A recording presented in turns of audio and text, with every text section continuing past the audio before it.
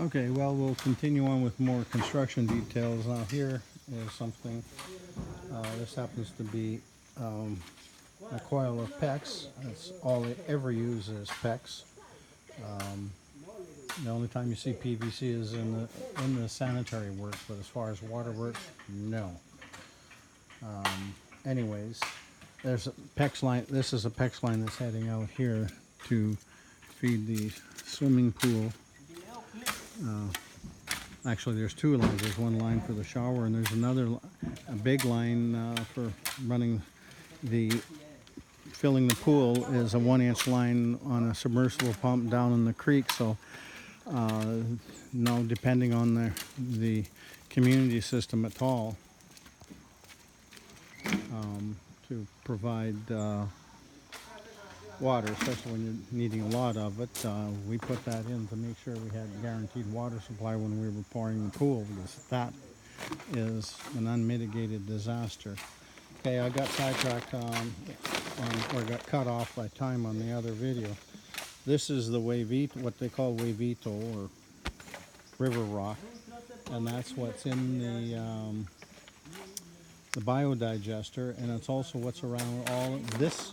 Underneath here is all the field. That pipe there underneath there is the final inspection tube. So from here, there's a pipe that goes straight across the other side to where the outflow from the biodigester is. And then there's arms that stick out from it that cover this whole area basically, so that, I mean, it's a necessary thing you have to have, but also it creates an underground moisture source in the middle of summer, so that the garden up here will stay exactly that.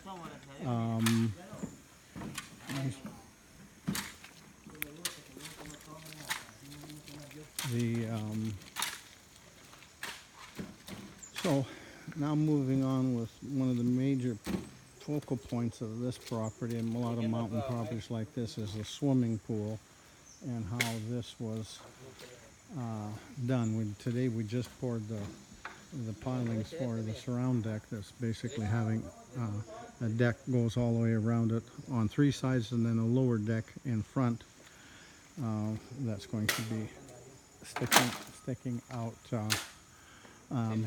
below this and extending out 8 feet in front for a sun deck, and to make use of some extra space. We just did a week ago, we just did the last of our earthwork and took the mountain of dirt we had stockpiled at the back of the lot and distributed it all up here to create. They have a little ridge down here, so eventually want to put a rancho down there, and then we extended all this out in front here. So now this deck is going to be just above all of our circulation tubes. The deck is going to be at a lower level sticking out, and we'll be pilings holding it up as well. Now that these are visible here, let's discuss this. Most swimming pool circulation systems suck.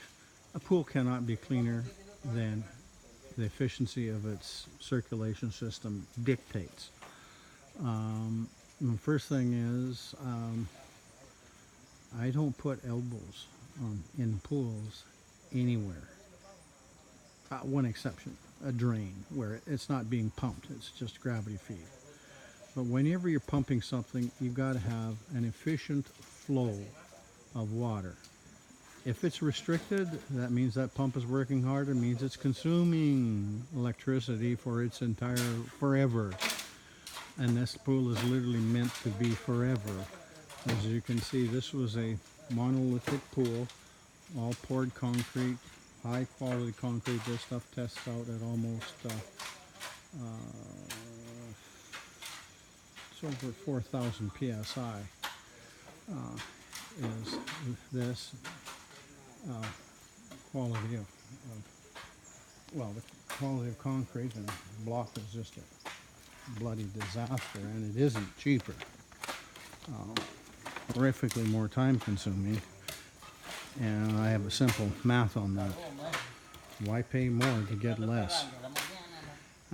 What's unusual in this, looking at it from this, as you can see, there is 4 jets on one side of the pool and another 4 on this side of the pool, and running off of basically independent of each other, so that, again, now that's the wall jets. There's 8 wall jets, and then you can see 3 floor jets here, which is significant to push water off the floor so it just doesn't hang around on the floor.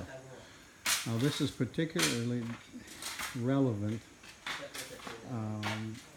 for a pool that was designed to end up using a ozone water purification system. Ozone is incredibly toxic to bacteria. It's about 3,500 times more toxic than to bacteria than what chlorine is, for example, and yet it has no effect at all on human beings. But it's one thing is it only kills stuff when it's actively flowing through the water. So as those jets are coming up, anything that comes in contact with that ozonated water will kill anything that is there. But as soon as it breaks surface, then it's going to revert back to, it's going to lose a molecule and go back to oxygen again. So therefore, you know, those jets are, to say the least, very important. Now, you know, with this being a, you know, custom house, nothing is ever the same in 2 houses. Here we did something different that they were wondering about. There's always this problem with a tiled pool. What do you do with the edges? So I have somebody produces these concrete, well, they're actually meant as stairs, but anyways, it's a bull-nosed concrete. I just installed these here, so that now gives us our bull nosing, so the tile tucks underneath it there, so you don't see the edge of the tile or anything. Anyways, that is the, so never done that before. That's a new one. It's mostly done. We're just finishing the shower floor. What's the shower floor and our machine room underneath. So this, you know, just doing the shower column, but you can see that here is basically putting down the tile, and this all be wood deck around it. But there's the joint between the bull nosing and the tiles. That's where our, oh, okay, I'm at 7. Okay, so this was, we're going to wrap this up real quick. This we did a ramp, as instead of putting in the stairs, it was kind of not terribly useful place, and the ramp makes it handy to get into to be able to service and look after the pool equipment and whatnot right now, and it's our security area for now. But here's the back side there, which we haven't backfilled in by hand yet, but anyways, this is always going to get covered by, that's all underneath deck there. So with that, I will sign off to another day, and hopefully these biddies won't be too big to handle.